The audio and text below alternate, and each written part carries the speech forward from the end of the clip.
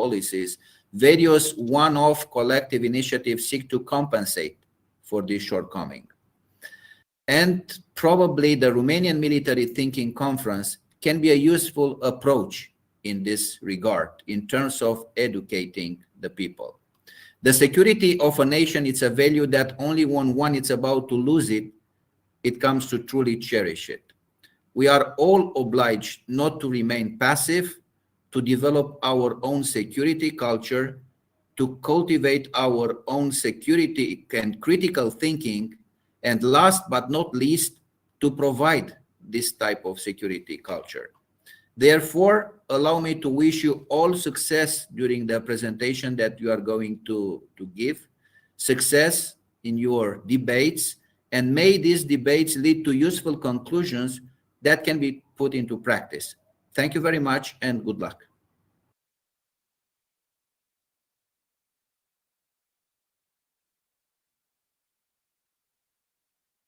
We cannot hear you, Captain. Turn the microphone on. Sorry, sir. Thank you very much, Lieutenant General Petrescu, for your opening remarks and the general overview of the conference. We are looking forward to finding out more details during debates. It is with great honor that I may now introduce to you our special guest. Now we can consider the conference officially open.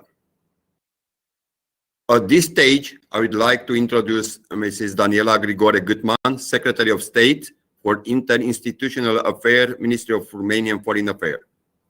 Daniela Gutman was appointed Secretary of State for Interinstitutional Affairs on January 17, 2020. She is a career diplomat and has been working with the Ministry of Foreign Affairs of Romania since 1993.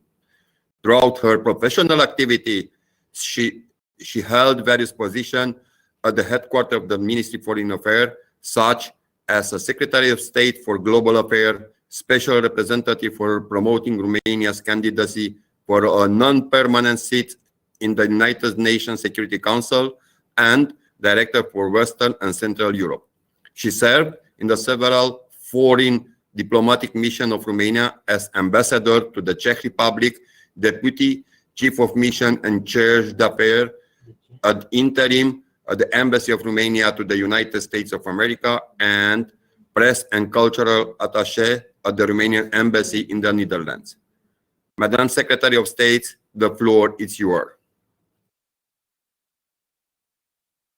Thank you very much, Mr. Chairman, esteemed Lieutenant General Petrescu, distinguished panelists, and ladies and gentlemen.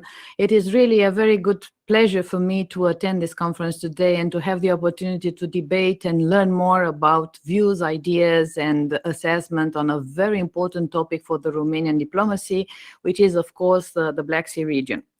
At the outset, I would like also to convey on behalf of the Romanian Ministry of Foreign Affairs our heartfelt congratulations and best wishes of success to the Romanian Defense Staff on its 162nd anniversary. I'd like also to express a word of sincere appreciation for our men and women in uniform and praise their dedicated service, both in Romania, very much challenged by the pandemic outbreak today, and also for the excellent job they are doing abroad in NATO, UN peacekeeping operation, and other international missions.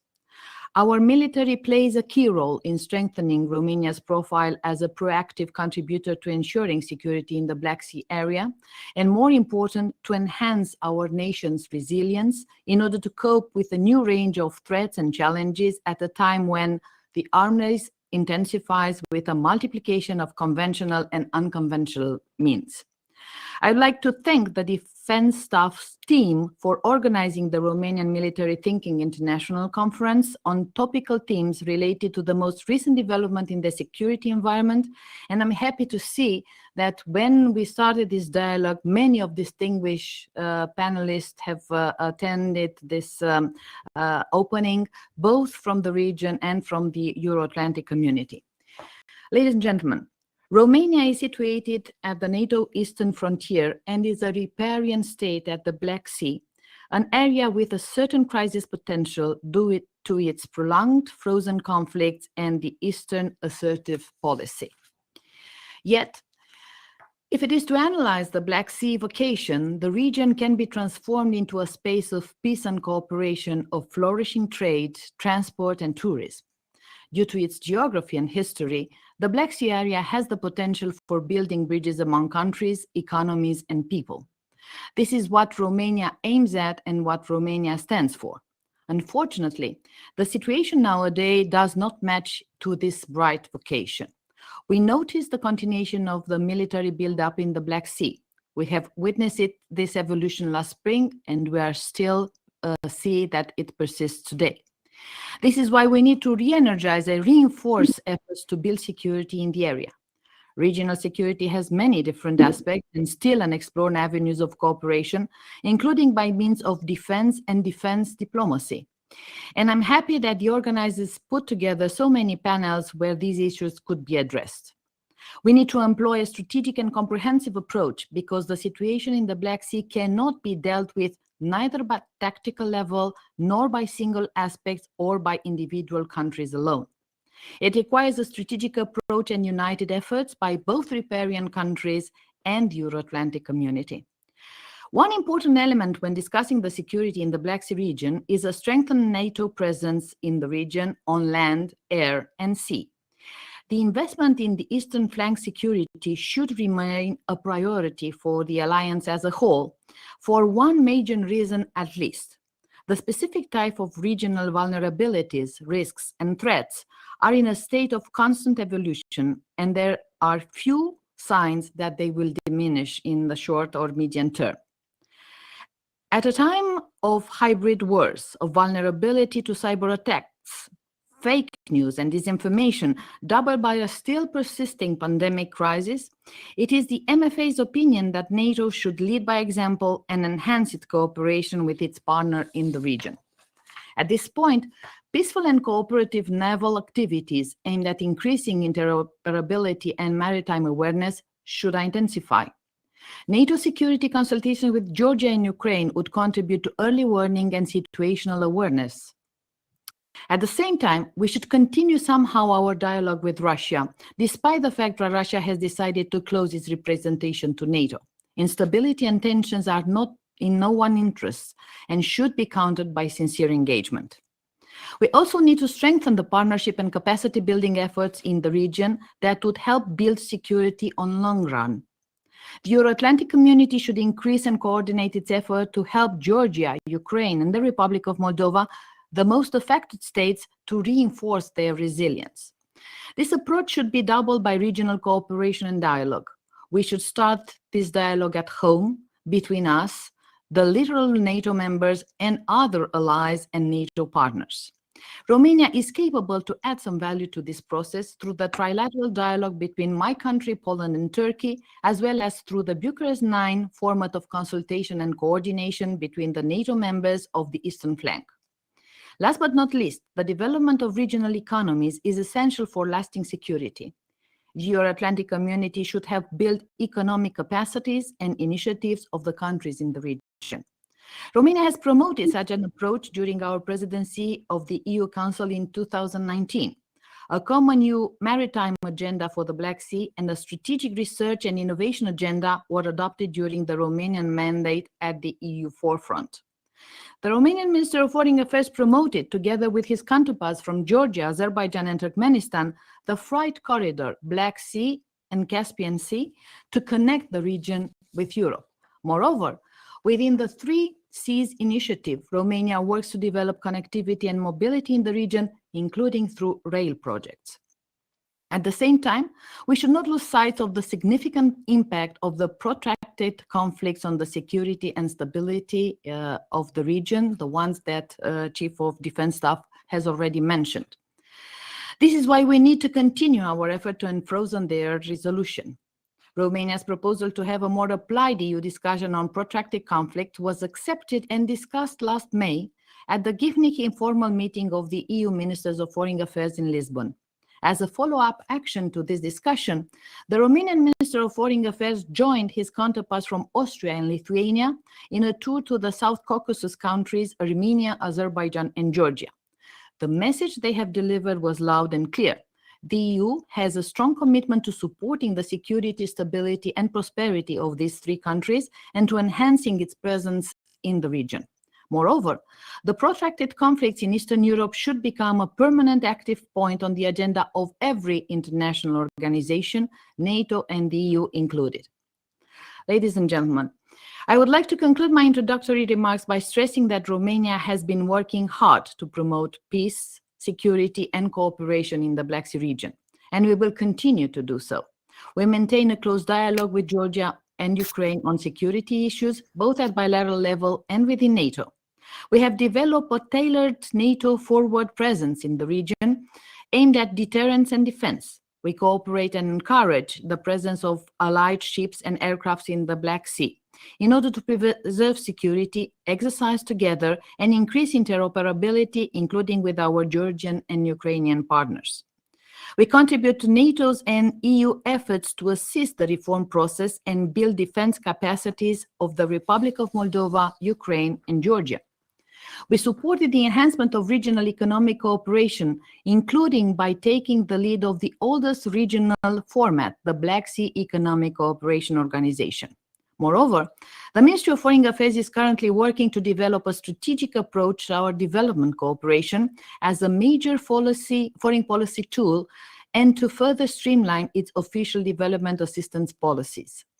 As an increasingly important sector in Romania's ODA's policy in relations to countries in the Eastern neighborhood is the one related to the strengthening of civil society and independent press. Special attention is paid to education and youth as one of the 5 key thematic areas of interest for Romania, alongside economic sustainable development, good governance, strengthening the rule of law, as well as peace and security. Over the last 5 years, more than 80% of the Romanian bilateral ODA in the Eastern neighborhood was granted to education through scholarships and education programs. We see education as a key building block for the sustainable development of partner countries in the Black Sea region, and we have drafted accordingly the multi-annual strategic program in the field of international development cooperation and humanitarian assistance for the period 2020-2023. Having said that, I would conclude by stressing our strong opinion that the Black Sea requires an urgent and comprehensive Euro-Atlantic approach. We need to break the cycle of conflicts in the area, build long-term security, and achieve sustainable development based on the respect for international norms, good neighborhood relations, and the free choice of every country to determine its future. Romania is capable to assist the process of designing this comprehensive security concept for the Black Sea from the vantage point of a riparian state placed as NATO frontiers, and at the same time as a EU member state and NATO member state, at a time when there is an obvious need to build security in the area and when the COVID-19 pandemic has harmed the population and the economies of our partner states. In this conceptual endeavor, any new perspective, opinion, or policy recommendation would help us better prepare our response to the tomorrow threats in the area.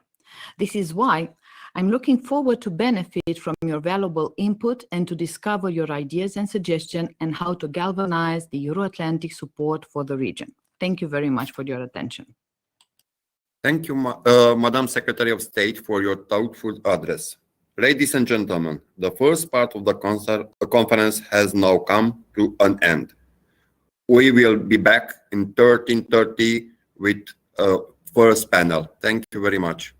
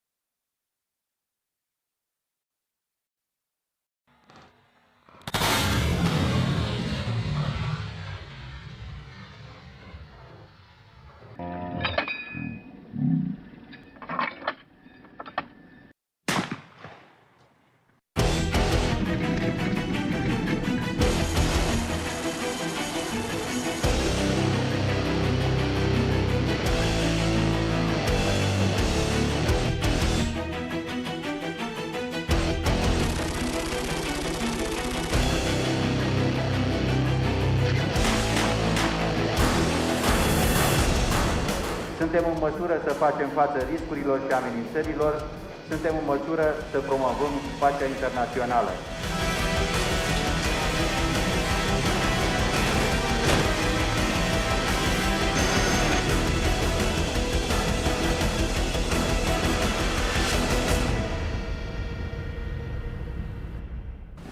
Regiunea Mării Negre a căpătat în ultimii ani un rol din ce în ce mai semnificativ pe măsura relevanței geostrategice de frontieră externă a Uniunii Europene și a Alianței Nord-Atlantice. Țara noastră a devenit în timp un partener de nădejde în cadrul NATO.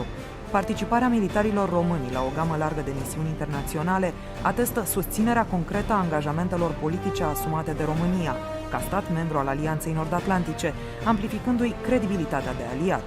Ca stat membru NATO și UE, țara noastră a continuat intensificarea măsurilor pe dimensiunea de apărare și securitate în parteneriat cu ceilalți aliați, menținându-și statutul de furnizor de securitate.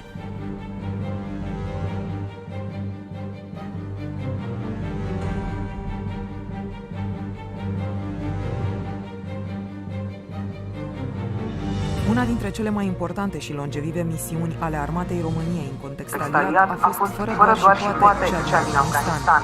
Aproape 20 de ani s-au rotit în teatrul de operații afgan 37 de contingente, însumând aproximativ 32.000 de militari români, care au fost prezenți zi de zi pentru a asigura securitatea zonelor ostile în care s-au dislocat. Misiunea României în Afganistan a consolidat profilul strategic al armatei române, care a demonstrat că poate lupta umăr la umăr alături de militarii parteneri împotriva terorismului internațional pentru pacea mondială. În egală măsură, de-a lungul timpului, militarii români au sprijinit eforturile NATO și UE de stabilizare a securității în Balcanii de Vest, continuând participarea la misiunile internaționale KFOR și Altea în Kosovo și Bosnia-Herzegovina.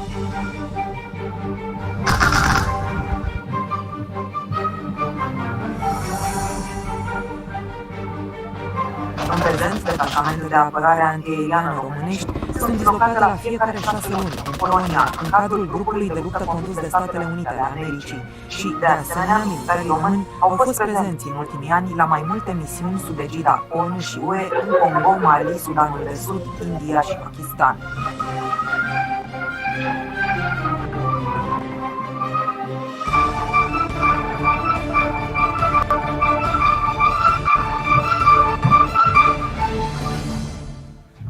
Virtually joining a. Oh. How can I?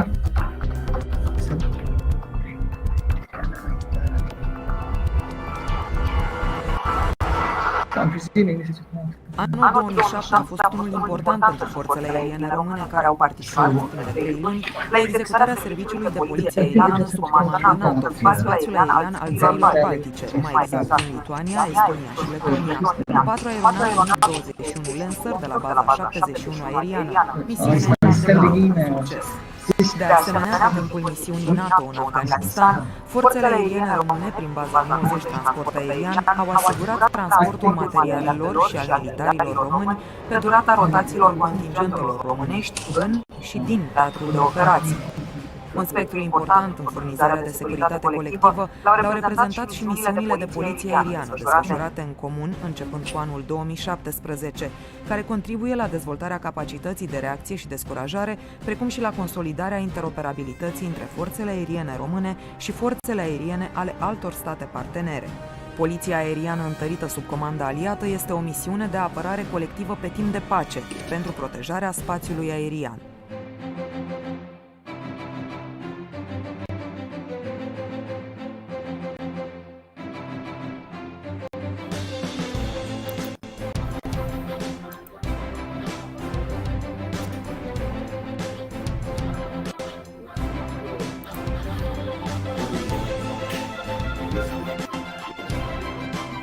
Prior to that.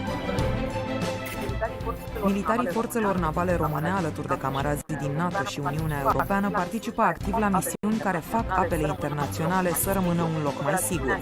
Operațiunea Sea Guardian acoperă în prezent întreaga gamă a sarcinilor de securitate maritimă NATO, iar fregata Regina Maria face parte din pachetul pus la dispoziție în cadrul alianței, cu rolul de navă comandant, devenind, prin misiunile desfășurate, generatoare de securitate și încredere în area de operații încredințată. Prezența grupărilor navale permanente ale NATO în Marea Neagră contribuie la întărirea măsurilor românești la misiunile alianței. Forțele navale române își dezvoltă abilitatea de a răspunde rapid și eficient la întregul spectru de amenințări, inclusiv hibride.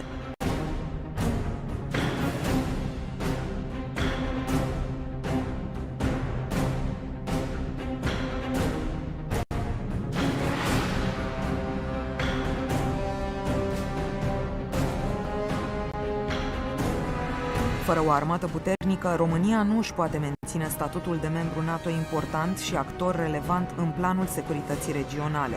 Instruirea în context aliat reprezintă principala modalitate prin care Alianța Nord-Atlantică dezvoltă interoperabilitatea forțelor. România a fost parte integrantă a exercițiilor multinaționale din primăvara acestui an. Pe teritoriul țării noastre s-au antrenat peste 20.000 de militari români și străini, care au demonstrat că împreună totul este mai puternic, iar antrenamentele în comun reprezintă cheia reușitei într-o alianță puternică.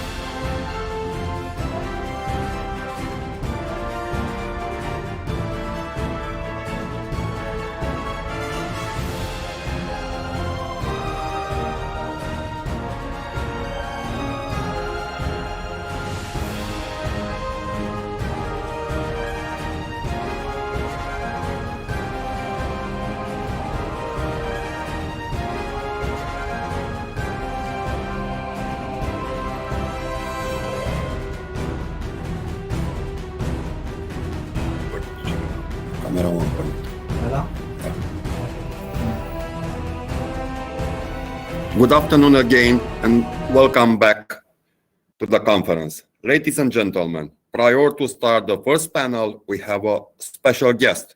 It is with great honor that I now introduce to you Mrs. Burkushan, Director of Operations in NATO's Operation Division. She is responsible for ensuring the effective strategic oversight of the alliance's current and future operation and missions. She facilitates political decision-making related to the management of the NATO's deterrence and defense posture, NATO operations and mission in Afghanistan, Kosovo, Iraq, and in the Mediterranean, and strategic crisis management exercise. Mrs. Shan, the floor is yours.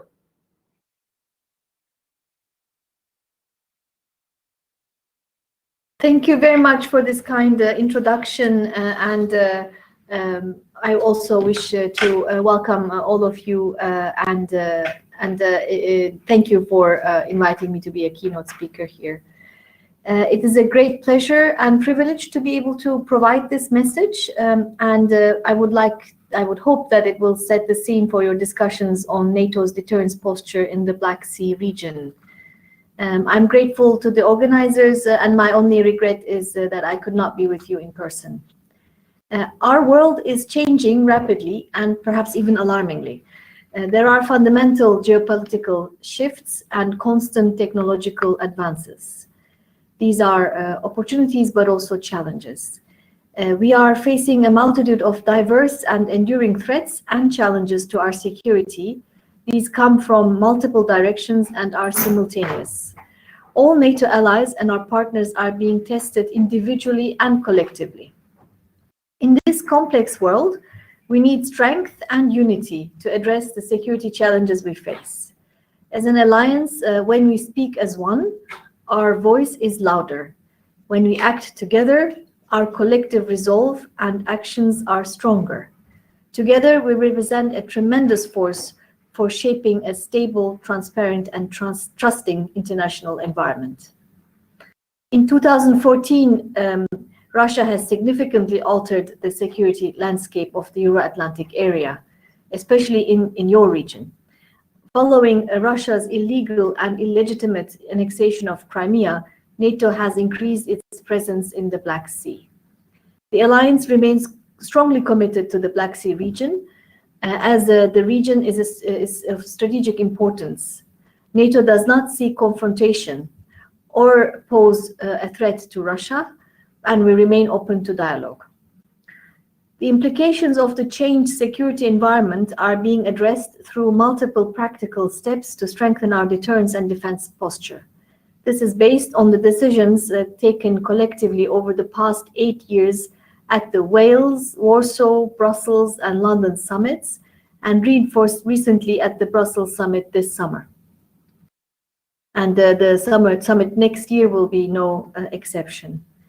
Romania's active role in NATO and leadership in the region have helped to advance these steps. Romania is recognizing NATO for its commitment to the alliance and its substantive contributions to NATO's deterrence and defense posture. Romania sets the example for other allies by spending 2% of GDP on defense, and this allows it to invest in capabilities that the alliance needs today and in the future. And NATO's forward presence, agreed at the Warsaw Summit, is one major element of our military posture. It builds on the measures agreed in 2014 and provides a more visible presence on land, at sea, and in the air. This presence is enabled by the improved command and control arrangements and enhanced training opportunities, of which you are a critical part. Forward presence is a truly transatlantic effort. Alongside the forces of many European allies, substantial contributions are being made also by Canada and the United States. The land component, the multinational brigade led by Romania, is supported by many other allies and is fully operational. We count on this brigade to be a focal point for training and exercising land forces in the region and for all contingencies should a crisis arise. NATO warships routinely operate in the Black Sea, consistent with the international law. Allies' ships also regularly participate in both NATO and national exercises in the Black Sea. These exercises are aimed to enhance interoperability, demonstrate presence, and assure allies of the maritime commitment to collective defense.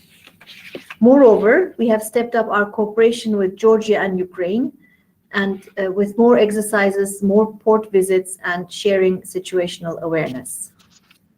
In the air, allies have reinforced Romania's and Bulgaria's efforts to protect their airspace. And maritime patrol aircraft flights operated by allies further help strengthen security in the region. Together with other allies, Romania is providing a division-level multinational headquarters southeast. Romania has also offered to host a multinational corps-level headquarters, which was activated earlier this year. Both headquarters contribute to planning and coordinating potential reinforcements to the region.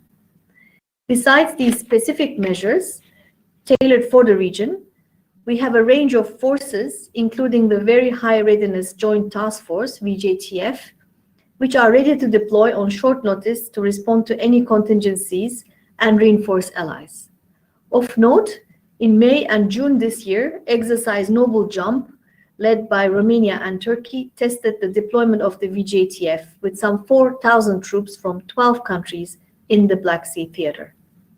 All of this brings more NATO to Romania and to the Black Sea region, and it clearly demonstrates Romania's commitment, together with the other Black Sea allies, to collective defense. As a result, today, the alliance is better prepared to meet any threats and challenges in the region. At the same time, we cannot relax. We will further improve our readiness and responsiveness through more regular exercises, an improved ability to anticipate crises, and faster decision-making. We must be able to rapidly generate more high-quality, combat-capable forces at high readiness. We must also be able to maneuver, employ, and sustain our forces within the entire alliance territory, inside Europe and across the Atlantic. We have agreed the need to reinforce our maritime posture, to reinvigorate our collective warfighting skills, and to protect sea lines of communication. In the air domain, we have agreed the need to improve our ability to transition smoothly between the distinct requirements of operations in peacetime, crisis, and conflict. This work is complex and demanding, but together we will achieve the results we seek to enhance our posture. Together with Romania, we will continue taking all the necessary steps to protect and defend our indivisible security, freedom, and common values. Allied unity and solidarity is stronger than ever. In conclusion, I would like to repeat that NATO does a lot in the Black Sea. Since 2014, we have significantly adapted and strengthened our posture, and we have witnessed more exercises, more training, more investment in our shared security by the regional allies. NATO continues to consolidate its profile in the Black Sea region, and we will continue to further tailor and enhance our activities in the region, working closely together across the alliance and with all the allies. We at the NATO headquarters depend on you to implement the policy and strategy that is agreed here. With this in mind, I wish you a successful and productive conference, and I'll stay with you to participate in the question and answer session later on. Thank you. Thank you very much for your considerate and professional address, Madam Director. Indeed, regional cooperation among allies is key for the continued strength and unity of the alliance. The defense-related aspects of the NATO's fundamental security tasks are also very important. All the mentioned elements can be connected to NATO's deterrence posture in the regional context. Ladies and gentlemen, the first panel has as a topic for debates NATO's deterrence posture in the Black Sea region, the Romanian Armed Forces role. The panel has been prepared in cooperation with the New Strategy Center, and it is moderated by the Mr. Radu Tudor and retired Navy Captain Cristian Bogdan. Radu Tudor is a military and political analyst and TV anchor and journalist at Antena 3, the CNN partner in Romania. Retired Navy Captain Cristian Bogdan is a scientific advisor to the Romanian Military Thinking Journal. Gentlemen, the floor is yours.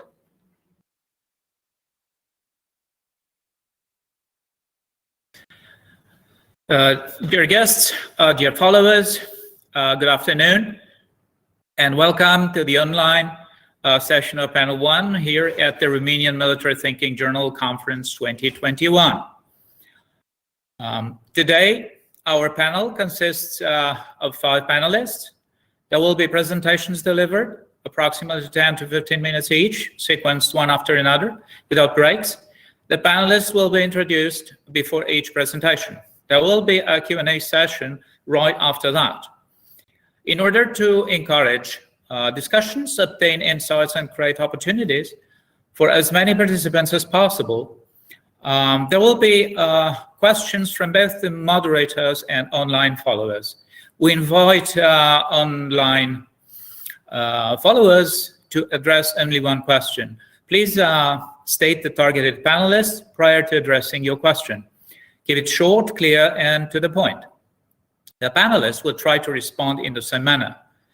This being said, let us dive into the substance of this panel session. The Black Sea is at the strategic crossroads connecting energy routes from Caspian Sea and Central Asia to Europe, and allowing for a meeting point of 4 great driving forces: Western democracy to the west, Russian military assertiveness to the north, Chinese financial influence to the east, and Middle Eastern instability to the south.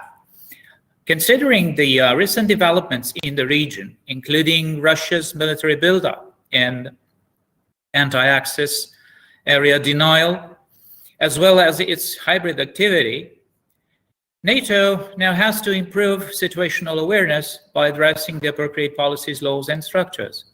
There are premises for the development of a comprehensive regional strategy, a Black Sea region strategy, and a unified deterrence and defense posture for NATO Eastern Front.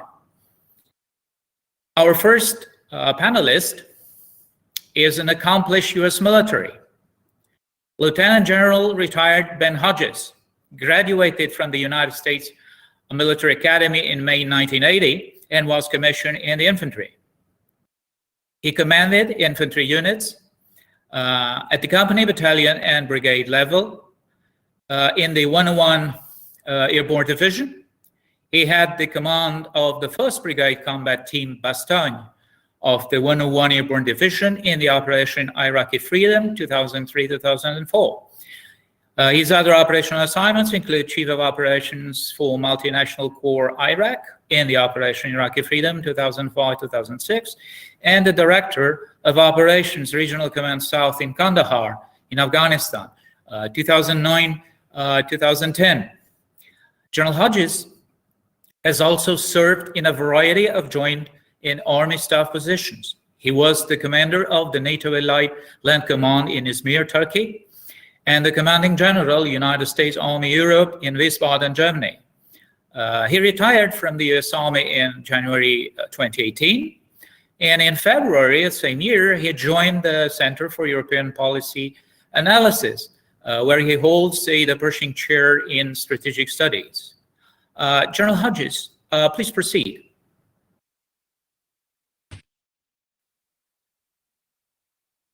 Good morning, everybody, or good noon. I am starting my stopwatch so that I don't talk too long. First, let me say congratulations to General Petrescu. My old friend is not only a super professional and skilled officer, but he leads by example, and he demonstrates what we call the will to train. So not letting something like COVID and distance get in the way, focusing on education and sharing ideas with his officers, I think is important. So General Petrescu, really congratulations for fighting through. It would have been easier just to cancel the whole thing, but I think truthfully over the last couple of years, Romania does more of these kinds of things than any other country out there. And I'm grateful to be a part of it. Secondly, I also like in the previous slide that where it talked about for the overall purpose of this conference, where it talks about Romania as a provider of security. I think this is a very important point for everybody to appreciate, not just in Romania, but across the alliance, that Romania is not just a consumer, it is a provider in terms of troops that you send, the highly skilled troops that you send on operations to different places, the capabilities that you bring, and also the platform that Romania is for NATO in the Black Sea region. And that really goes to my first point of the 5 that I'm going to make here. Number 1, Romania is center of gravity for the United States in the region, and it's the center of gravity for NATO in the region. There are 3 NATO countries, of course, around the Black Sea, as well as 3 partners, in addition to our adversary, the Russian Federation.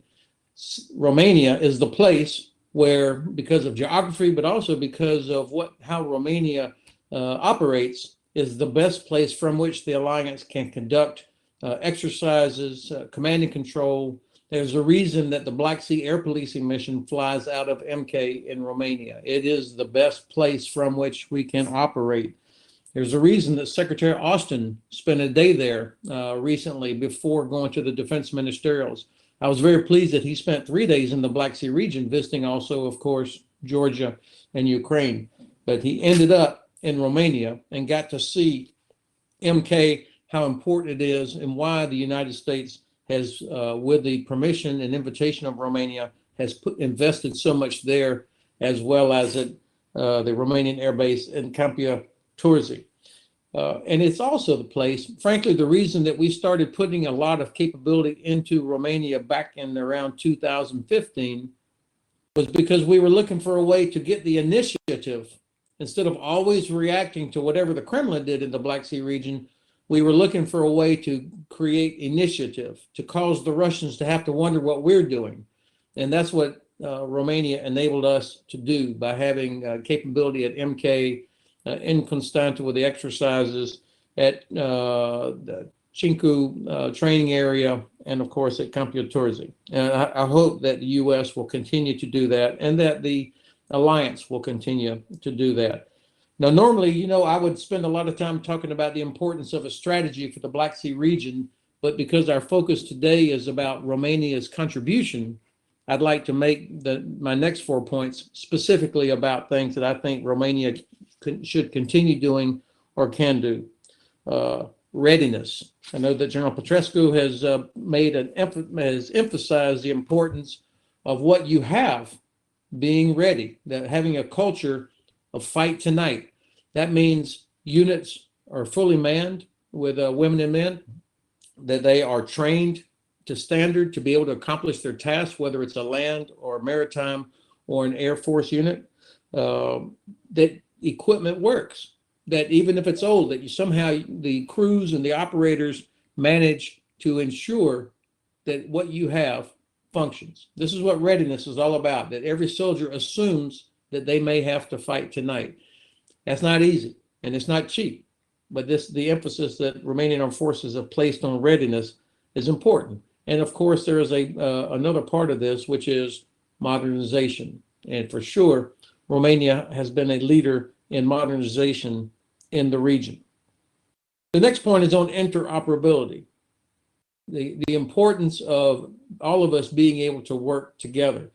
Now, this is more than just understanding or being able to recognize someone else's uniform or having personal connections that go back to when Romanian soldiers were in Zabol province or things like that. It also, there's a technical aspect of it. And to be honest, my experience, the Navy and the Air Force are much better at this than our land forces. That maritime operations, air operations, they have so many common procedures, so many common requirements that they are better. Land forces, we are not as good and effective at interoperability. And by this, I mean being able to talk using secure communications that cannot be hacked or intercepted or jammed.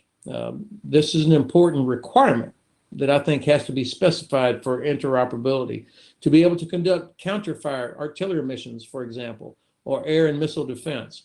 These are the kind of things that have technical aspects as well as training aspects. And here, I think that Romania and the United States and others within NATO should continue to insist on policies that allow the sharing of classified information beyond Five Eyes, beyond NATO secret, so that we can, in fact, be more interoperable.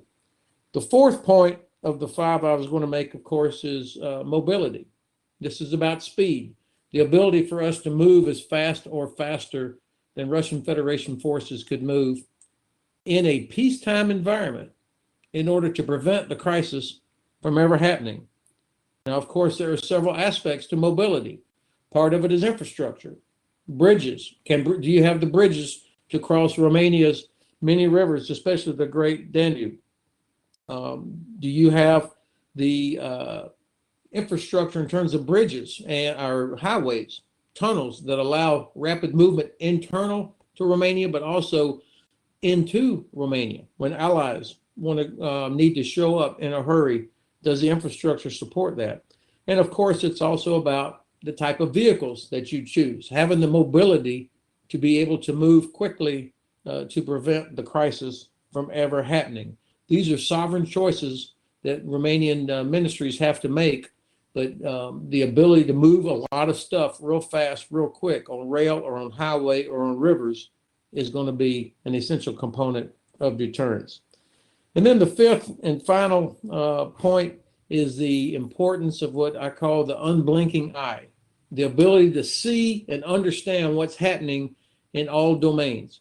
And here again, I think Romania is ideally suited for this. There's a reason that the U.S. Air Force has asked to be able to put a squadron of Reaper, MQ-9 Reaper, to fly out of Romania, because it is the best place from which we can maintain near constant presence in the air using drones as well as satellites, other aircraft, and other platforms. And I think that an important part of deterrence is recognizing what's happening, particularly in a hybrid or gray zone type environment, or what my friend Dr. Peterson calls in new generation warfare, how the Russians operate, and being able to pick through and understand what's happening. It won't be an American satellite that identifies it first. It won't be a column of coming as the first indicator. It'll be something else. That means we need an unblinking eye that is able to see air, land, maritime domains and understand what's happening. And I think Romania is the perfect place for an intelligence fusion center that brings together all of these different types of intelligence as well as open source information. But I think Romania also is the ideal place to have a center of excellence for drones, for unmanned aerial systems, for the Alliance, where we can practice using all the different types of drones for reconnaissance as well as strike, and also how to protect ourselves, learn how to camouflage, to conceal the signature of vehicles and headquarters. I can't imagine a better place in Romania to do that. So I will stop there. I look forward to hearing the rest of the panelists speak, and I look forward to questions. General Petrescu, thanks again for the privilege to be a part of this. Thank you very much, General Hodges, for sharing with us your views. They should generate vivid discussions in the Q&A session. Next panelist is the Chief of Defense of Romania, Lieutenant General Petrescu. Prior to the current assignment, he commanded the headquarters of the Multinational Division Southeast and discharged his duties as the Deputy Chief of Defense Staff. His professional experience also includes various appointments at tactical, operational, and strategic level within the Romanian Armed Forces, NATO headquarters, and in different theaters of operations. His military education includes a PhD in military science and information from the Romanian National Defense University. He is a graduate of the United Kingdom Joint Services Command and Staff College, where he followed the Advanced Command and Staff course and completed with merit the Master of Arts program in National Security Studies at King's College London. He is also a distinguished graduate from the U.S. National War College of National Defense University in Washington, D.C., where he completed a Master of Science in National Security Strategy. Lieutenant General Daniel Petrescu, welcome, and please proceed. Good afternoon, everybody, dear panelists and dear participants. And thank you, Captain Bogdan, for your kind introduction. I think you mentioned too many merits and graduation and so on. I'm more proud of the fact that I had the opportunity to participate in different theaters of operation, to get experience in multinational headquarters, and now I have the job to lead the defense staff through a complicated period, not only regarding the security situation here, but also regarding the sanitary situation with the COVID pandemic. I would like to start thanking General Ben Hodges for being with us today, and to thank you, General Hodges, for your kind words regarding Romania's posture, presence, and our role into the Black Sea region. And let me say, I took notes and I always follow. These are also some of my priorities regarding readiness and ability to fight tonight: modernization, interoperability, modernity, and unblinking eyes over the Black Sea region. I'm also very pleased with the way this panel has been organized, and I'm happy to salute the presence of my counterpart from Georgia. George, thank you very much for being with us, and also the director of the Bulgarian Defense Staff, Staikov Prokopiev. We know each other for a long period. We had the opportunity to work together in multinational structure. I think getting into a panel when we speak about the Black Sea region, participants from NATO countries and partners and recipients, this says a lot about the importance we are placing at regional cooperation and working together in order to try to find solutions. I have to apologize. In about half an hour, I need to leave the panel, and there is a ceremony today. It's the armistice, the truce day, and I will be together with the German, Bulgarian, and French ambassador to the Cemetery of Heroes, for a ceremony honoring them and the end of the First World War. So, with your permission, I will deliver some notes, and I will bring some ideas to this panel, and I'm ready to take questions if that is possible before I'm leaving. I was planning to start with a historical perspective regarding our region. to discuss a little bit about the Russian militarization of Crimea and how we see this as a threatening activity. Then to describe the NATO's activity to strengthen the security in the region, and this means both alliance posture and cooperation with partners, and the Romanian strategic posture at the regional level.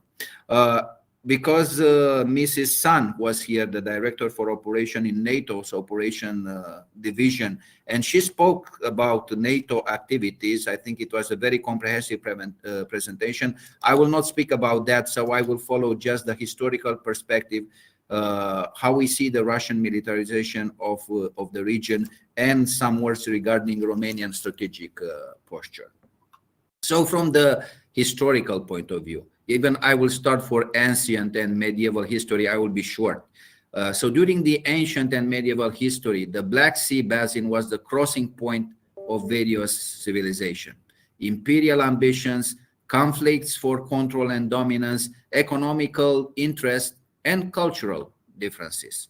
In the modern era, Russian defeat in the Crimean War and the weakening of Ottoman Empire supremacy paved the way to independence for the countries in the western part of the Black Sea, including Romania, as well as for the countries in the Balkans, because there is a connection between what is going on in the Black Sea and what is going on in the Balkans. The First World War led to the dissolution of the two regional empires, Ottoman and Tsarist, and changed the force ratio in the southeastern Europe.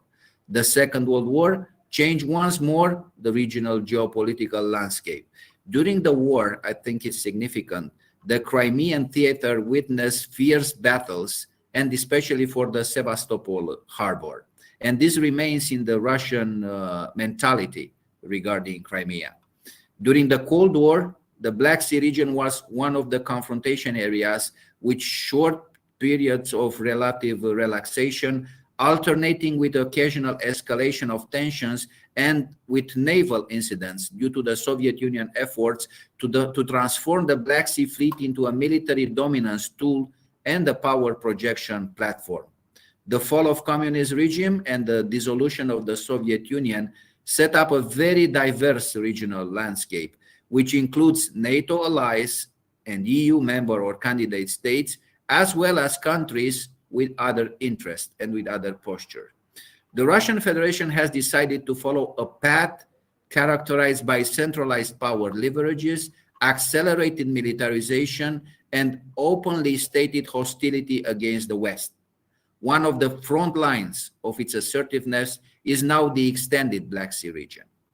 So how we see the Russian militarization of the Black Sea? In February 2007, Munich Security Conference, Vladimir Putin clearly asserted that he is no longer willing to tolerate what he described as NATO intrusion within the Russian privileged interest areas. Few months later, the Russian Air Forces decided to resume their strategic bomber flights, including over the Black Sea airspace. The Georgian War in August 2008 was in some way the test for what was going to follow. The illegal annexation of Crimea in March 2014 provided Russia with a clear geostrategic advantage. The rapid transformation of the peninsula into a naval and air stronghold aimed at creating an anti-access area denial zone shaped by the security and defense landscape in Europe, and represents at the same time a challenge that we cannot ignore. Russia acts to gain full control over the naval activities in the Black Sea, to protect its lines of communication and energy transportation routes, to intimidate part of the riparian states, and to influence the NATO forces' access in the Black Sea. Then what NATO is doing in order to counter that and to respond to that, and I really like the ideas of General Ben Hodges of regaining initiatives at the strategic level. I think they have been very clearly described by Mrs. Sun. Let me talk a little bit about what Romania is doing, and I think it was very from the NATO part and the Romanian part, that a lot of what Romania is doing, it's included into the NATO plan here. And here I will mention the Headquarters Multinational Division Southeast, the Multinational Brigade Southeast, the NFIU in Romania, NFIU in Bulgaria, the recently established Headquarters Multinational Corps Southeast, the Tailor Forward presence, the presence of the Polish military contingent as part of the multinational brigade, and also these days, this month, we had the presence of a Portuguese military contingent within the multinational brigade, which proved that the brigade is a very appreciated venue for training, not only at the headquarters level, but also with the affiliated units. The enhanced air policing, the presence of the naval forces, and here we should mention also and should appreciate not only the NATO presence, but also the presence of our strategic partners here, and I mean the US. I'll be very, very glad and happy. I will be this Saturday in Constanța to welcome the US ship Mount Whitney, the commander of the 6th Fleet, and also the destroyer Porter destroyer is in the Black Sea. So the increase of number of presence, allied and strategic partners presence, is very, very appreciated here in Bucharest. Now, something regarding Romania's strategic posture at the regional level.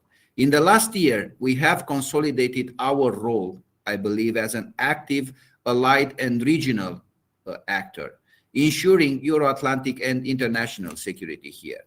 One of the strategic priorities of the Romanian foreign and security policy is the support policy to the Western Balkans and the Eastern Partnership countries, having the main objective of definite and irreversible anchoring them in the European and Euro-Atlantic institution. The regional cooperation is the main instrument to promote the Romanian contribution to strengthening the security environment in the proximity based on their European and Euro-Atlantic integration. The potential escalation of the existing tensions in the region based on the increased assertive Russian posture and the use of hybrid actions stands as a major national security concern for us. From this perspective, consolidating the deterrence and defense posture of the alliance, especially on the eastern flank, to a unitary approach from north to south, building up the capacity of the EU to act jointly, and the US agreement for the securing the Black Sea region are all key elements and enduring solutions for ensuring regional stability. In this strategic framework, Romania's political objective at NATO level are maintaining the Black Sea of the alliance agenda, improving NATO security and posture in the region as part of the allied eastern flank, as well as maintaining a constant support for NATO regional partnership. So this is in a nutshell some of the main ideas I wanted to expose to you. Thank you very much for listening to this, and I'm ready to answer your questions. Thank you very much, General Petrescu, for giving us that perspective. It seems there are no questions so far. So I would think we can proceed with the next panelist, if that's okay with you. Yeah, okay, go ahead. Thank you. Right, thank you, sir. Our next panelist is an expert on Russia and has predicted the collapse of the Soviet Union. He's going to give us several insights from the recent Russian military exercise Zapad 21. Dr. Peterson. Dr. Peterson served for 15 years as a United States Army officer, as an intelligence analyst for the Defense Intelligence Agency, and as a policy analyst in the Office of the Secretary of Defense, and at the National Defense University. He has authored some 80 publications on international security issues. He conducted a 3-year interview project on security policy in the post-Soviet republics under the auspices of the Potomac Foundation.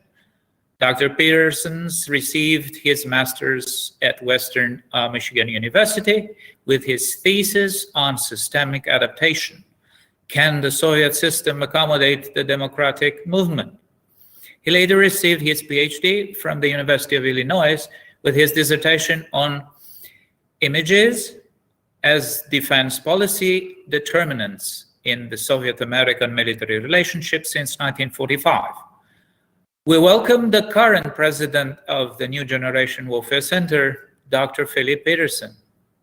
Please, Doctor, proceed.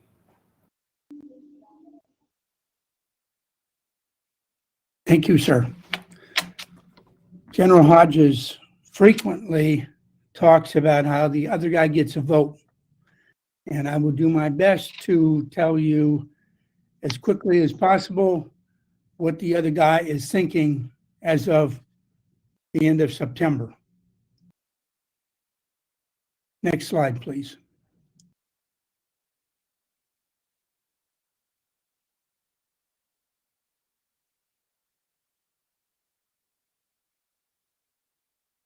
And we have the slides.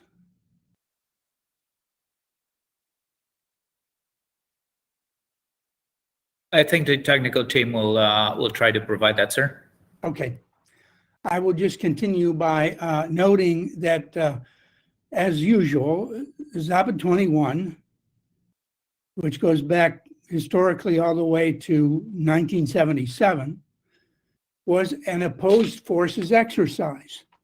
Therefore, the Russian forces got experience doing what they play the enemy as doing.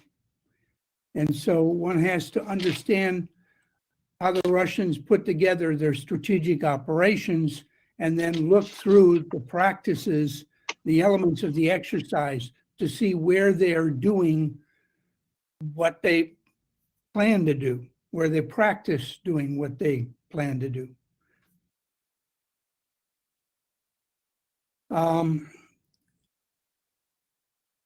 What I will do is talk about three elements of the exercise, or three broad groupings. The first is the aerospace operation and the enhanced role of rotary aviation. The second element will be vertical deep operations, which is not unrelated to the first group. And then finally, something very intriguing to me, which was the role of artillery in mine warfare and what they believe they need to be able to do to be successful. So the technical people can catch up. I'm on slide 4. The first is the aerospace operation, which essentially is geared at suppressing NATO fixed-wing aviation assets at the main operating bases. Now this begins with a missile pin-down strike at the main operating bases, and then it's followed up by the massed use of aviation fixed-wing strikes against the main operating bases. And then finally, the last element of what they would refer to as the first mass strike of the aerospace operation would be the seeding of the main operating bases with scatterable mines. The idea being that first everybody has to clear up the mines before they can do any operations. Now, the translation of all this is that blue commanders should plan on no fixed-wing aircraft support of ground maneuver operations during, at the very least, the first 2 to 3 days of the conflict. Wonderful. If we could go to slide 5. All right, now, what did it look like in this Zapad exercise? We saw in a single mass strike, 60 aircraft composed of the aircraft that I identified were Su-25, Su-30, Su-24, and even some of the Tu-22M. They attacked 50 individual targets assigned to those over 60 aircraft. And that strike was preceded by a Iskander missile strike, which was designed to pin down those airfields. Now, at this point, we're still gathering data, so I really don't know what targets or what polygons the missiles impacted on, but they really did launch them. And almost every picture that you're going to see in this presentation was actually from that exercise. Next slide, please. So their assumption, that is the red assumption, being that they have a more or less benign air environment, we saw a very intensive activity by heliborne and airborne operations. They were ubiquitous at all depths of the enemy's defensive zone, not just at the tactical zone, but in our operational depth. Next slide, please. So what we saw was essentially a world designed for rotary aviation without having to worry about a fixed wing threat. They simply behaved as if they own the skies. I grouped those activities, that is the rotary aviation activities, into 4 general areas: mobile fire support, mobile mine laying, assault insertion, and what I call Apache hunting, which I'll explain in a moment. Next slide, please. Army aviation provided mobile fire support, and we saw extensive combat actions by Mi-24 and Mi-35 Hind aircraft providing direct fire support of the maneuver elements, essentially being mobile artillery, or more mobile than mechanized artillery anyway. Next slide, please. What was really impressive was the assault force insertion. They did a number, almost every day of the operation, they did an intensive assault. And these forces, as you can see from this picture, were pretty impressive. Next slide, please. I broke that down into 2 elements, or actually 3 elements. The first was the troop insertion. And then with them, or right behind them, was the insertion of D-30 122 millimeter howitzers. And they came in by sling. Next slide, please. Then Army Aviation inserted the Sarmat 2, which is a vehicle which can carry 3 troops and pull the D-30. So that gave them mobility for the artillery force.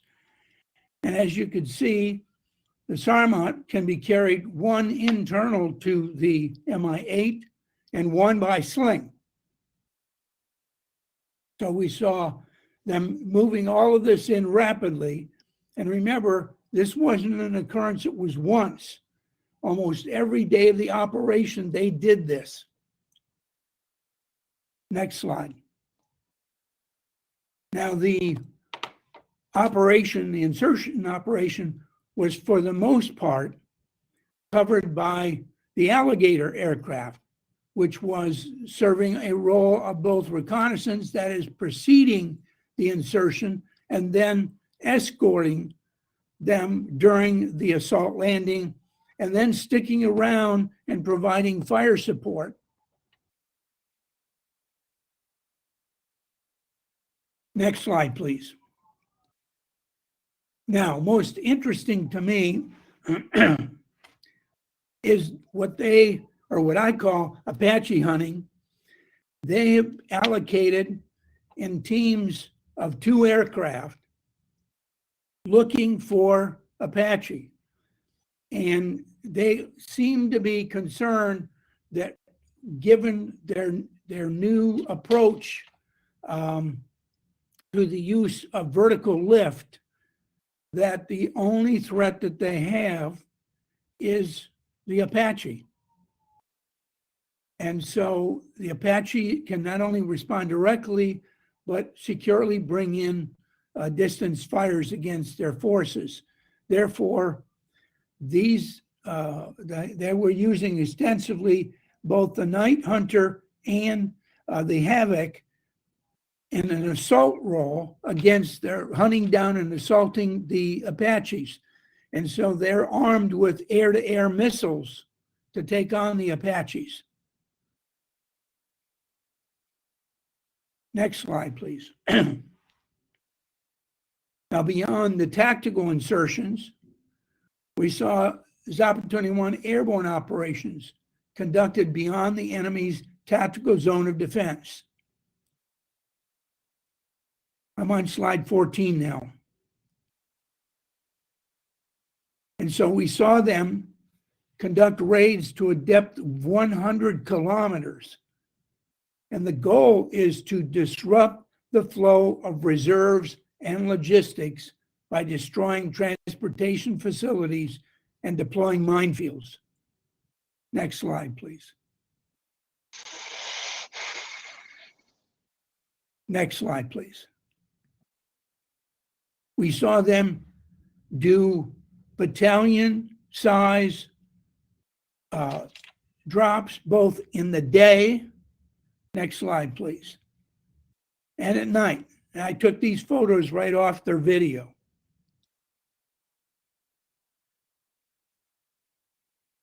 Next slide, please. All right, so all that vertical lift was happening in the first 3 days of the conflict, okay?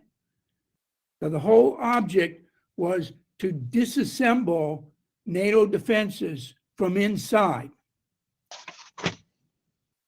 And they try to do that with artillery and mine warfare. And I point out that during the Cold War, we adopted sophisticated warheads for artillery to make up an 8-to-1 disadvantage we had with the Russians. Unfortunately, for humanitarian reasons, we've given up those warheads. The Russians have deployed them. And as a result, they not only have us out-tubed, but they also have much more sophisticated rounds to apply against us. And the other thing that really was impressive about this exercise is the emphasis they put on the use of mines. And the question that I have for the blue commanders, which is probably almost all of you today, is are you guys ready for this? Next slide, please.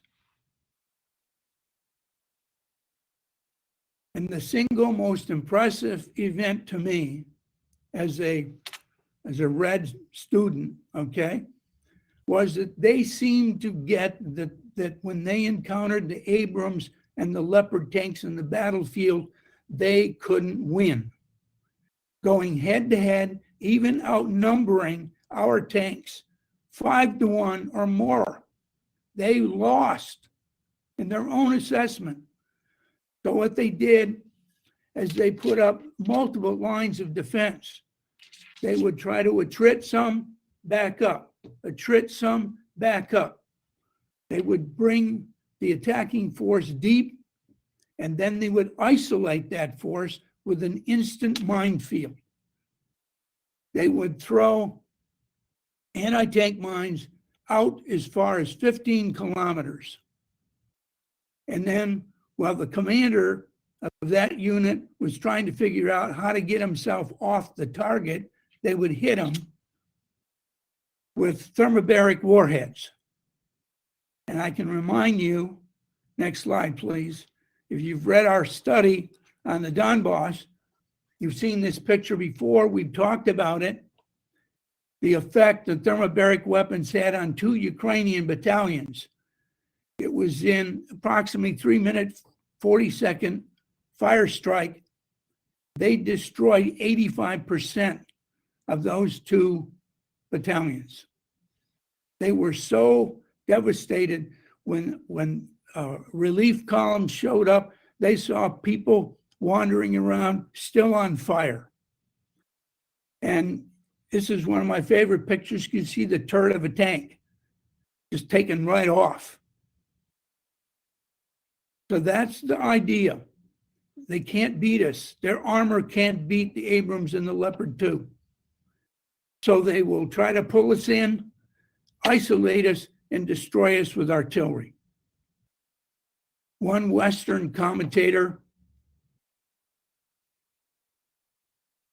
phrased it because, you know, you always hear the Russian army, a tank army, tank army, tank army. No, it's not. This guy's got it right. He says it's an artillery army with tank and troop maneuver elements. Next slide, please. And this is what these things look like. They just throw them out there. And you can either disarm them or sit there and wait to be hit. But you can't drive over them, because if you do, you're dead. So what they do with these kind of vehicles, these land vehicles, is they will accompany an operational maneuver group that is operating in our depths. And they will throw these minefields out there to protect the flanks of the OMG from counterattack. But remember, the purpose of all of this is to prevent the flow of reserves and logistics to the forces in contact with the Russians. Next slide, please. And this is, I haven't seen, this is only the second picture I've ever been able to find of a hind dropping mines. Next slide. So, to summarize, the Russians will try to seize their objectives early and then attempt to terminate the conflict. That's the scenario of the exercise. Grab it and persuade NATO to stop fighting and negotiate.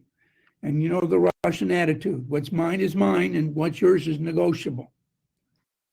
The Russians will fight in all domains, to include the conduct of information and cognitive operations.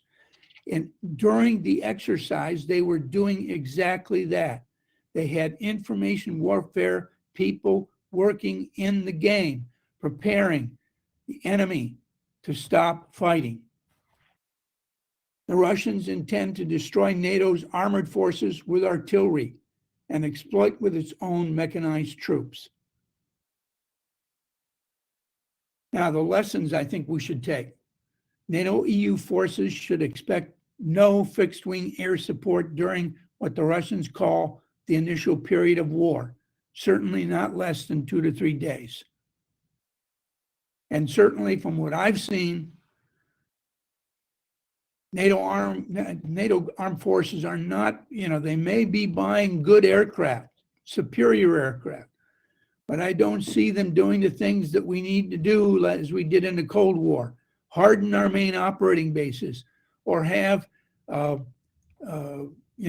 dispersal fields, dispersal places ready to receive those aircraft and keep them supporting the troops.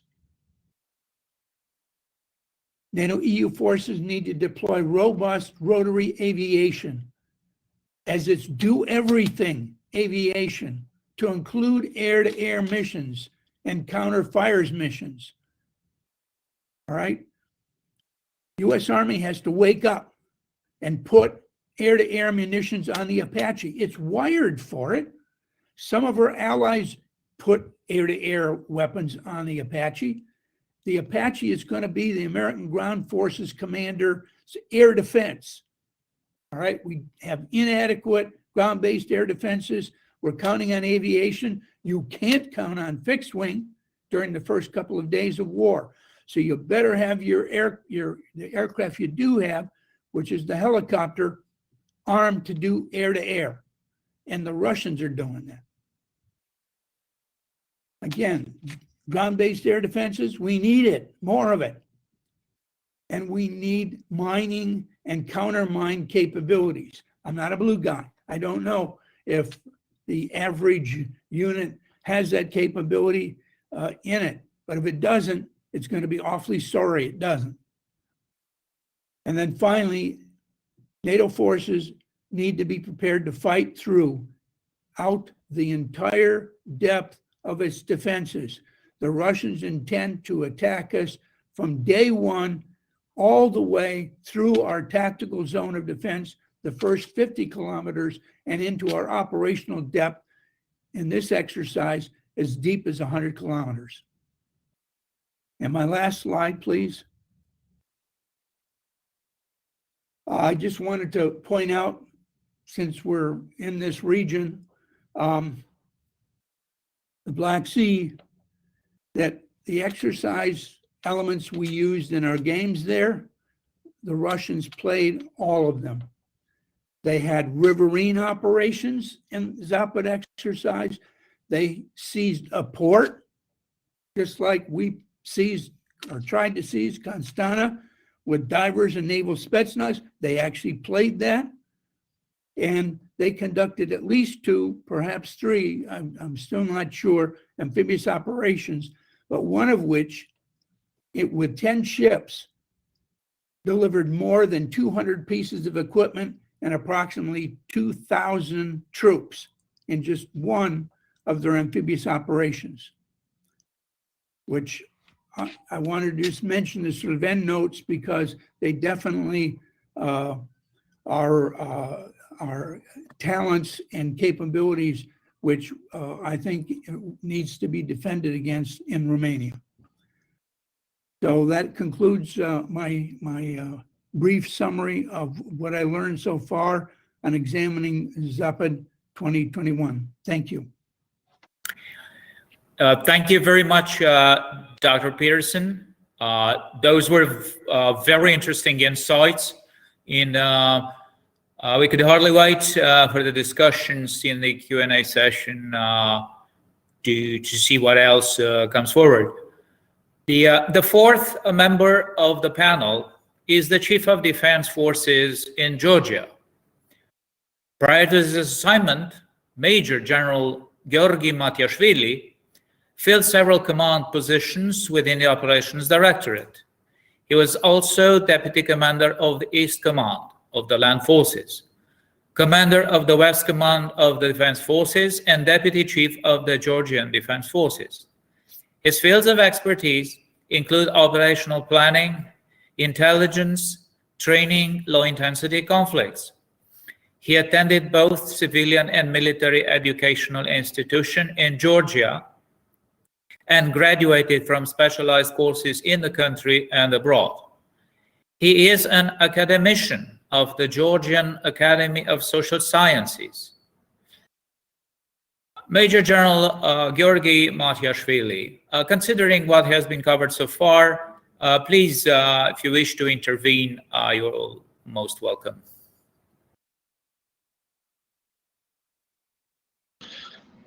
მოგესალმებით, ბატონო გენერალებო, ხალბატონებო და ბატონებო.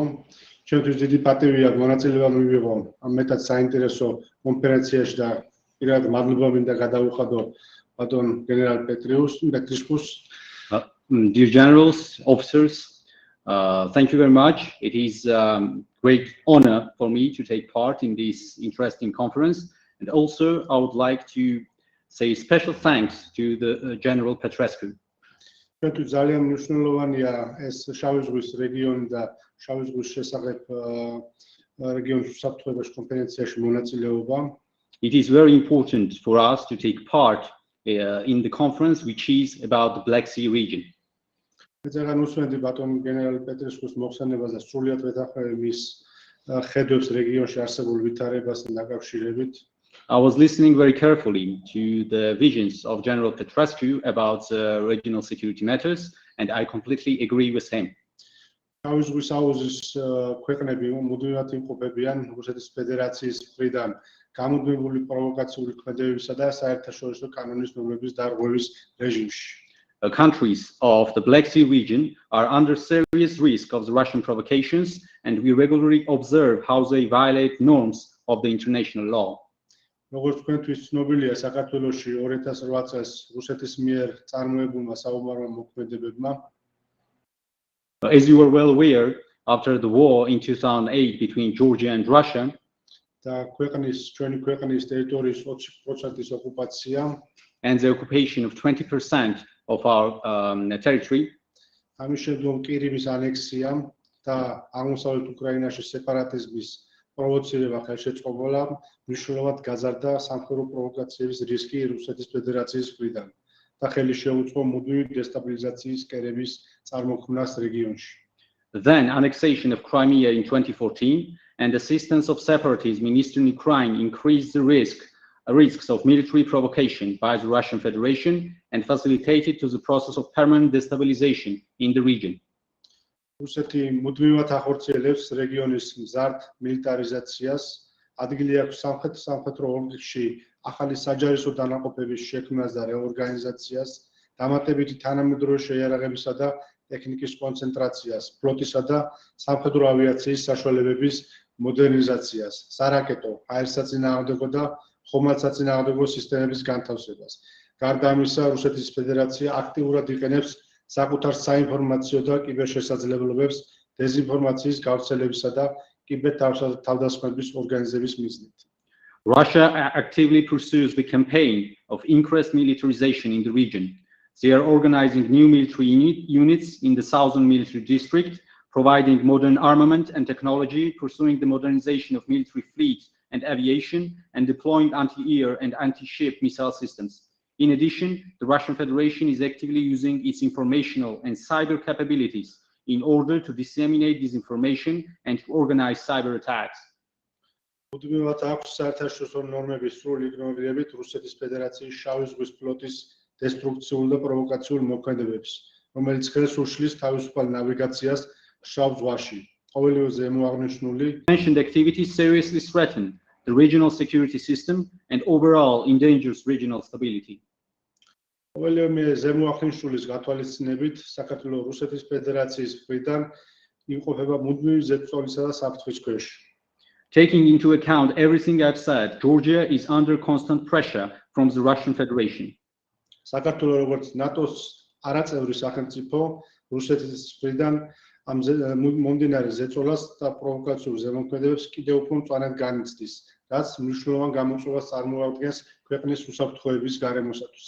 Georgia, as non-NATO country, is under extremely serious pressure from Russia, and it represents the most important challenge for the national security environment of Georgia.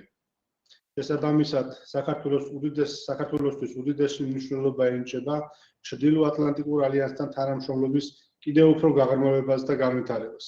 Accordingly, it is crucial for us to deepen our cooperation with NATO. უდიდეს მნიშვნელობას ვანიჭებთ ორქრილ და მრავალქრილ თანამშრომლობას თავდაცვისა და უსაფრთხოების სფეროში. Bilateral and multilateral cooperation in the defense field has huge significance for the Georgian defense forces.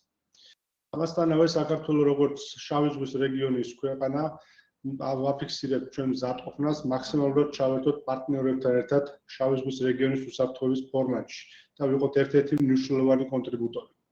Hence, Georgia always stressed its readiness to engage in the Black Sea security formats and to be one of the main contributors in this regard. ამ მიზნით ნატოს წევრ და პარტნიორ ქვეყნებს ვთავაზობთ ჩვენ შესაძლებლობებს და მხარდაჭერას, რომლის გამოყენებაც ამასთანავე ხელს შეუწყობს რეგიონის სტაბილურობასა და მშვიდობას. With this objective in mind, we offer to NATO member states and partners to use our capabilities and assistance which will bolster regional security and stability. ეზო ჩვენ გამიხილავთ საქართველოს ტერიტორიის და ლოკაციის სასწავლო ინფრასტრუქტურის საკომუნიკაციო კერების გამოყენებას და რა თქმა უნდა ინფორმაციის გასვლის სფეროში თანამშრომლობის გაღრმავებას. In particular, Georgia is ready to support with our territory and location, with training and exercise infrastructure, with our communication lines, ports, railways, airfields, and certainly we are interested in exchanging the information as well. საქართველოში ნატოს წევრი ქვეყნების სამხედრო პერსონალის ქვედანაყოფების მუდმივი არსებობა როტაციის პრინციპზე მნიშვნელოვნად შეუწყობდა ხელს ზოგადად რეგიონის უსაფრთხოებას და შეაფერხებდა რუსეთის დესტრუქციული მოქმედების სიხშირესა და ხარისხს. Deployment of personnel and units of NATO member states and partners in Georgia for different purposes on rotational basis would bolster regional security and hinder level and frequency of obstructive actions of the Russian Federation. ამასთანავე ერთობლივი ძალისხმევით რეგიონალური უსაფრთხოების პროექტებში მონაწილეობა მნიშვნელოვნად შეზღუდავს რუსეთის სამანევრო სივრცეს და შესაძლებლობებს. Furthermore, participation in the regional security projects with joint efforts would limit maneuvering space and potential of Russia. აქედან გამომდინარე, შავი ზღვის უსაფრთხოების კონტექსტში საქართველოს უნიკალური მდებარეობის არ გამოყენება სათანადო ყურადღების არ მიქცევა გამოიწვევს საერთო რეგიონულ უსაფრთხოების მექანიზმების შესუსტებას და პოტენციის მოშლას რეგიონში. Therefore, ineffective use of Georgia's unique location would result in weakening and erosion of regional security mechanisms. რუმინეთი, სადაც უკვე მოქმედებს ნატოს როტაციის ფორმატში ძალების არსებობის პროგრამა, შესაძლოა განხილულ იქნა საქართველოსთან პირდაპირი კავშირის უზრუნველყოფის მთავარი ჰაბის ფუნქციის მატარებელ ქვეყნად. In this regard, Romania, where tailored forward presence is already active, can be considered as a hub for ensuring direct communication with Georgia. And we welcome this initiative.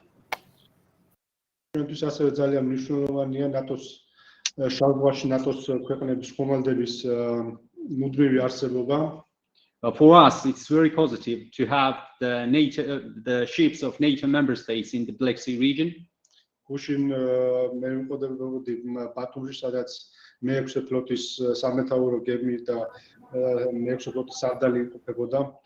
Yesterday, I was in Batumi, where 6th Fleet Commander was here in Georgia, and we welcomed the US ship Mount Whitney.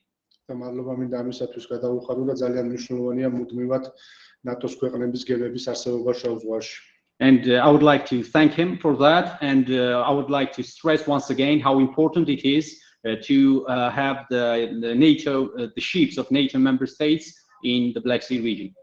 I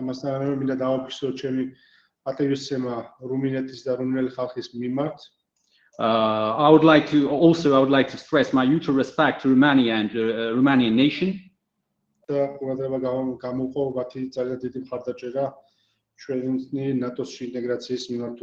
And highlights their support in terms of assistance of our aspiration to be the member of NATO.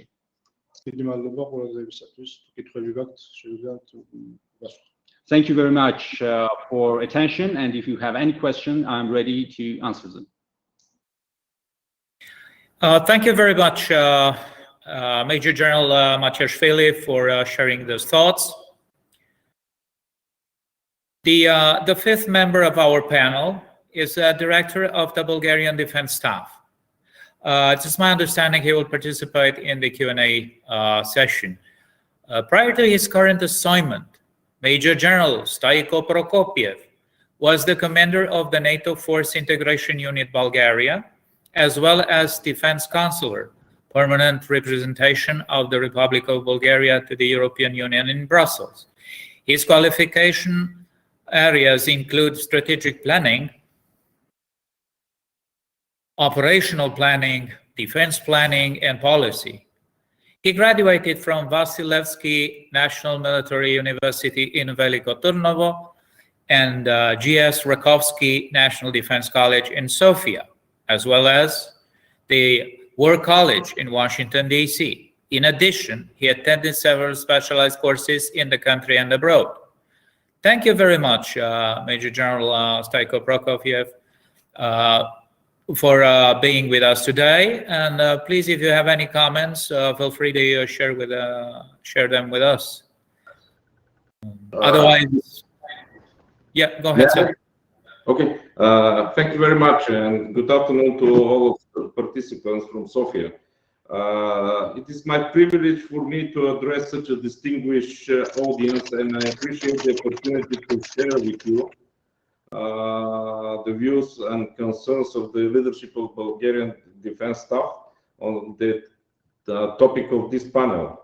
And I would also like to convey the personal regards on behalf of the Bulgarian Chief of Defense, Admiral Eftimov, to the organizers and participants in this conference. He believes that this forum will be another good platform for enhanced common understanding, thus contributing to improve the efficiency and effectiveness of our responses to security threats and challenges, and transform our forces to better compatibility with the NATO requirements to the benefit of a safer and more secure Black Sea regions. If I may to continue with some broad common thoughts on the topic of the panel, because initially I was informed that I will participate in Q&A only, but I can make some, if possible, some broad, how to say, insight to the topic. Yeah. Sir, go ahead. Absolutely. Okay. Thank you very much. As it was mentioned by some of the previous speakers, the Black Sea region has always been an object of geopolitical interest due to its key geographical location between Europe and Asia. Undeniably, the main security challenge in the Black Sea region and for the NATO as a whole is related to the actions of the Russian Federation. Following the annexation of Crimea and Russia's growing military posture in the Black Sea, the balance of power in the region has been severely disrupted. Russia is reviving its ambitions for dominance in the region by implementing various hybrid strategies. In response to these challenges, a number of decisions were made at the NATO summit in Warsaw to ensure the alliance security and readiness to confront current emerging risks and threats. Some of the agreed measures envisage reinforcing the eastern flank and in particular the Black Sea region through applying different approaches. One of these is enhanced forward presence of NATO forces on the eastern flank and tailored forward presence of NATO forces in the Black Sea region. All these facts are well known to the audience, and that is why I would like to focus on what lies ahead. Still, I won't miss the chance once again to express our appreciation of the level of military cooperation between the Bulgarian and Romanian armed forces, especially in the context of TFP. After 2014, the alliance has been facing a much more complex and rapidly changing security environment, unprecedented since the end of the Cold War. In response to this challenge, the NATO political and military authorities have agreed for the first time since 1967 to develop a new military strategy adopted by the alliance in May 2019. The NATO military strategy envisaged the elaboration of two strategic concepts that will enable feasibility and applying on unfired strategic approach to the strategy implementation. These are DDA, the concept for deterrence and defense of the Euro-Atlantic area, and NATO warfighting capstone concept. But I will focus on the DDA. This concept is a comprehensive document with a horizon till 2030, reflecting the challenges facing NATO along the peace, crisis, conflict continuum. The concept presents a clear picture to the NATO political leadership on the alliance current and future tasks in the area of deterrence and defense. So, from our perspective, and as regard the Black Sea regional security, I would like to highlight the importance of some key elements in the process of implementation of this concept, namely early warning, effective planning, and regional cooperation. A functioning and effective early warning system is crucial to the region from our perspective. Maintaining a common operational picture of the situation in the Black Sea region will allow for early identification of emerging threats and will provide opportunity to make timely decisions to counter them. Bulgaria has already taken a serious step in this direction through establishing the Maritime Coordination Center in Varna.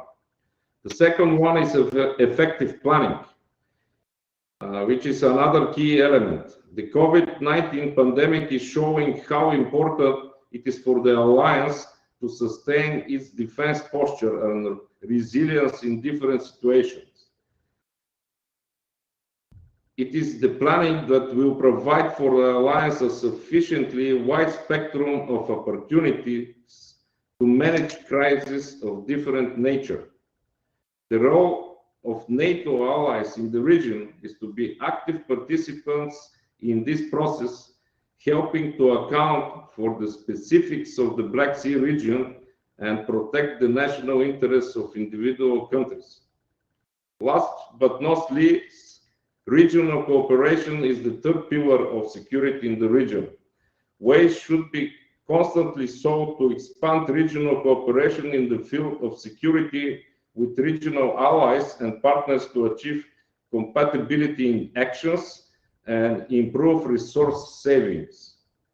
It is crucial to demonstrate unity by stepping up joint exercises, both with allies and with partners nations such as Ukraine, Moldova, and Georgia. I would say that security in the region cannot come from outside, but must be guaranteed from within. And this must be a fundamental principle of regional cooperation. To sum up, I would like to emphasize that the Black Sea region will continue to be an object of geopolitical interest in the coming decades. This trend requires us to prioritize our common interests in maintaining a secure and stable environment in the region, and to focus our efforts on responding to emerging risks and threats. Thank you very much. Thank you very much, General Prokopiev, for your words. I think we're now prepared to go to the Q&A session. I'll refer to Radu Tudor. He is the co-moderator with me, and he will moderate the Q&A session. Radu, to you, please. Thank you, Christian Bogdan. I want to congratulate all the speakers. It was a great presentation for each of one of you. My first question goes to General Ben Hodges, and all the questions are the consequence of their presentations. General Ben Hodges, you have mentioned very interesting details about the infrastructure of NATO on the eastern flank. Can NATO have a fund of investment for civil military infrastructure with dual use that can be launched anytime soon?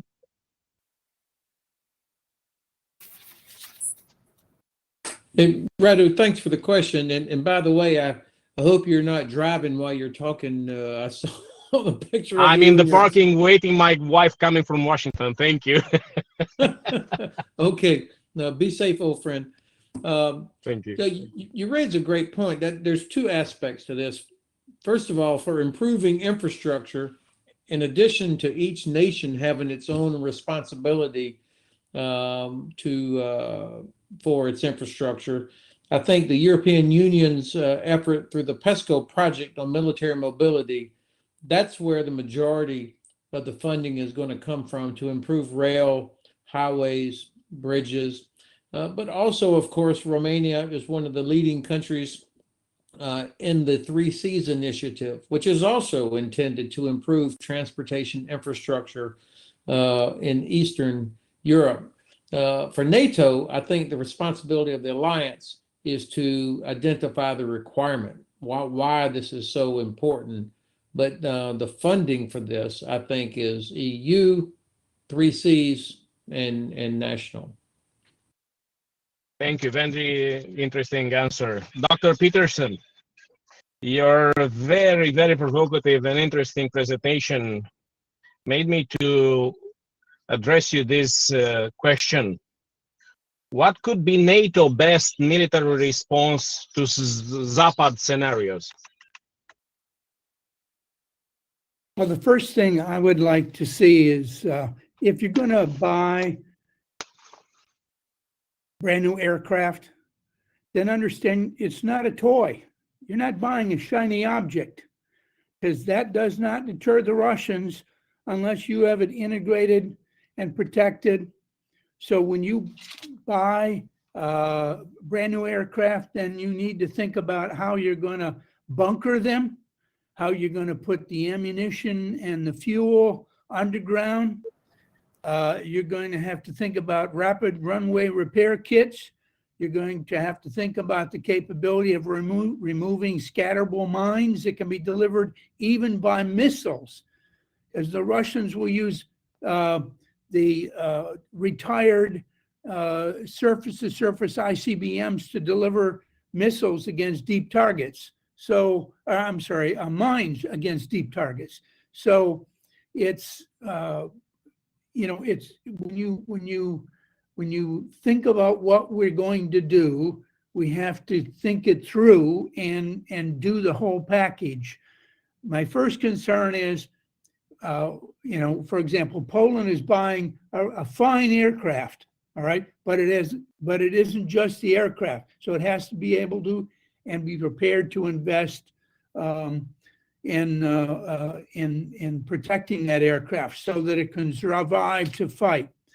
I think I'm absolutely persuaded, although I was persuaded before, but even more so now, that we need to get more Apache aircraft deployed into the forward area. United States should have at least 2 aviation brigades in Europe full time. I'd like to see a partnership in between countries, maybe Romania and Poland, in terms of investing in not just the aviation brigades, but the support of those brigades, which they could share then. I'd like to see the Baltic states deploy a aviation brigade collectively. We have to be able to stop tanks. We're not going to be able to put Abrams and Leopard 2s everywhere. It just comes to mind General Hodges' point about, you know, I'm sure he can tell you his horror story trying to get an Abrams tank to Romania. For God's sakes, we should be forward deploying at least 50 Abrams tanks and keeping them on Romania all the time. So those are the things I think about. We need rotary aviation because we won't have fixed wing aircraft early in the conflict. We have to protect our fixed wing aircraft, and we have to get some heavy armor, meaning the Abrams or the Leopard 2, into every country in what I would prefer to call the Eastern Front. You guys are not sitting on a flank. You are the front. Thank you. Thank you for this comprehensive answer. Excellent from my point of view. The next question will be for General Matiashvili. Can Georgia provide to NATO lessons learned about the Russian military aggression pattern?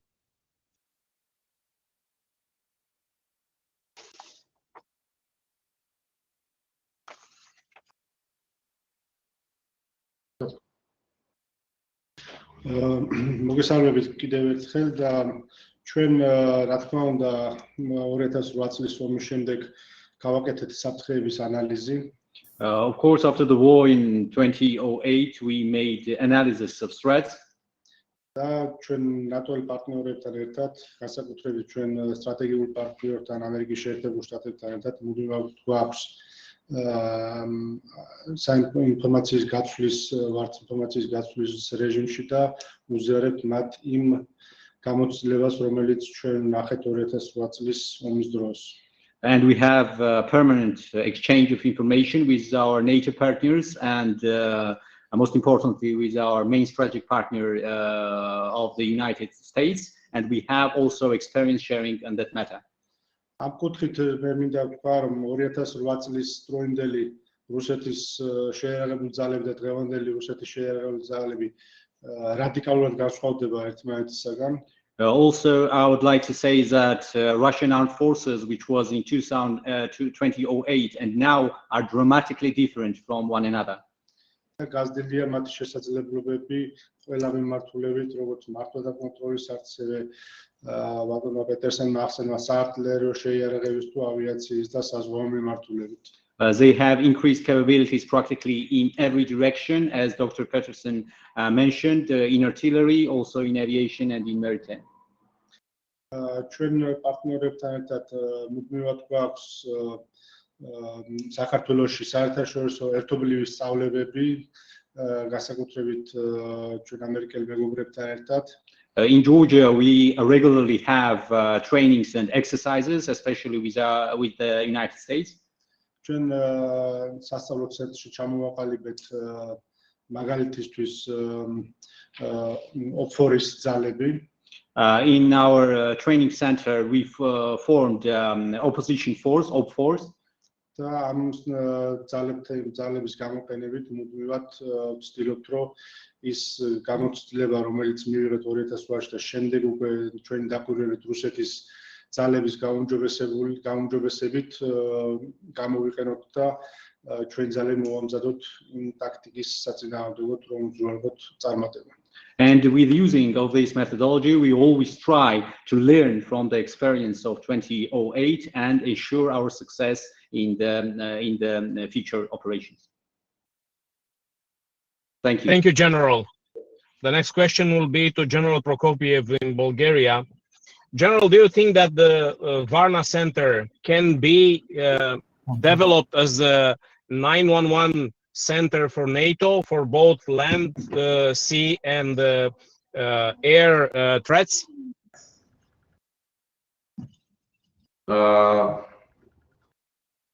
We are working on establishing the maritime domain center at this stage, but if necessary, we can extend, the capabilities and the mission and the task of the center. But right now, we are offering this to be part of the NATO force structure, but mainly focusing on the Black Sea, the maritime domain in the Black Sea. For the land domain, we do have the NFU, as it was mentioned by the General Petrescu on that. Thank you. This concludes our panel. Dear guests, dear followers, on behalf of the organizers of this event, we extend you a warm thanks for your participation in this panel that explored NATO deterrence posture in the Black Sea region, as well as the role of Romanian armed forces in this respect, here at the Romanian Military Thinking Journal Conference 2021. Thank you again and have a nice day.